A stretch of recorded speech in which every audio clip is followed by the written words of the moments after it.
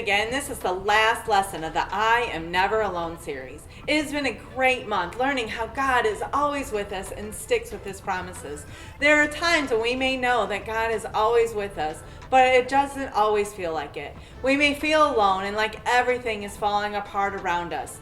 This week, we're talking about Job, and his life, in fact, fell apart around him, and it felt like God was far away.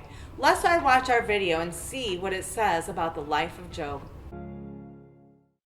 Job is a righteous man. He does what's right, and God has blessed him. He has 10 kids, 7,000 sheep, 3,000 camels, 500 pair of oxen, donkeys, servants, you name it, he's got it. He loves God and follows God's rules. Then suddenly we find ourselves at a meeting called by God. In heaven? It doesn't say, maybe. But guess who shows up at the meeting?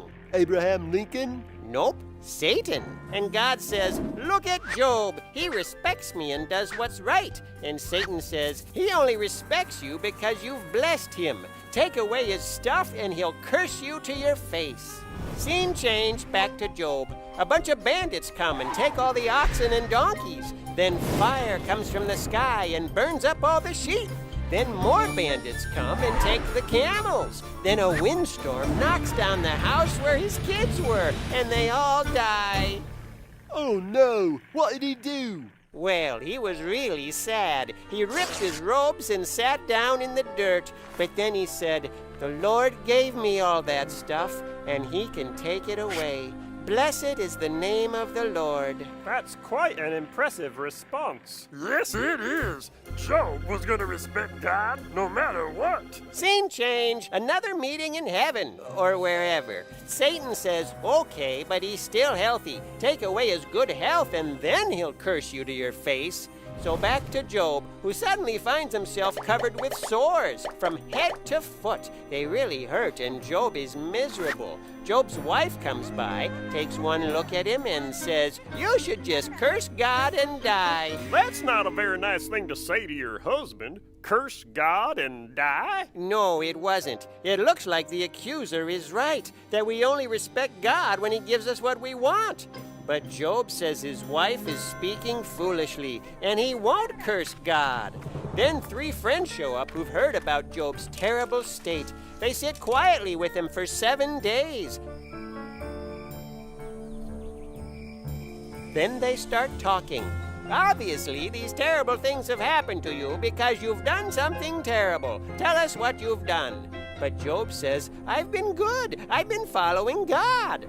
And the friends get a little cranky and say, bad things are punishment. If you want your stuff back, you need to stop being bad. And Job gets a little cranky and says, I told you I've been good. I don't know why God let these bad things happen to me. And Job's friends get even more cranky and say, not only have you done terrible things, but you are proud and won't admit it. You deserve all these terrible things. And Job gets mad and says, you are terrible friends saying I've done terrible things. God, why don't you defend me? It's not fair. And as they're arguing, a whirlwind shows up. What's a whirlwind? It's like a small tornado. Oh, interesting. And a voice comes out of the whirlwind, and the voice belongs to Abraham Lincoln, What's the thing with Abraham Lincoln today? best president we ever had. Sorry for the interruption. the voice belongs to God. Does he explain why everything bad happened? About the meetings in heaven? Or wherever? No, he doesn't. He says, who's asking questions about whether I'm doing the right thing or not? Like I have no wisdom? Like I don't know about justice? I created the world. I control the seas. I rule over all of creation with wisdom that you cannot always understand. Do you know everything that's going on right now to say that I'm being unfair? What did Job do? He put his hand over his mouth. He knew he had spoken of things he did not understand. He realized that God was just and wise and could be trusted, even when bad things happened.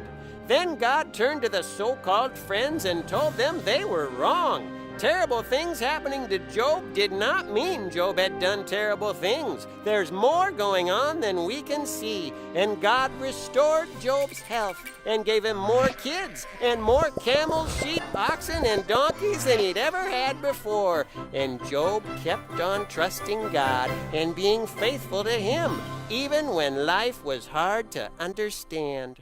Job didn't understand what was happening in his life to lose everything. His first response was to worship God even though he was in great pain with the loss that he was facing. But like our memory verse says, if we seek God with all of our heart, we will find him. So let's say our I am statement one more time. I am never alone.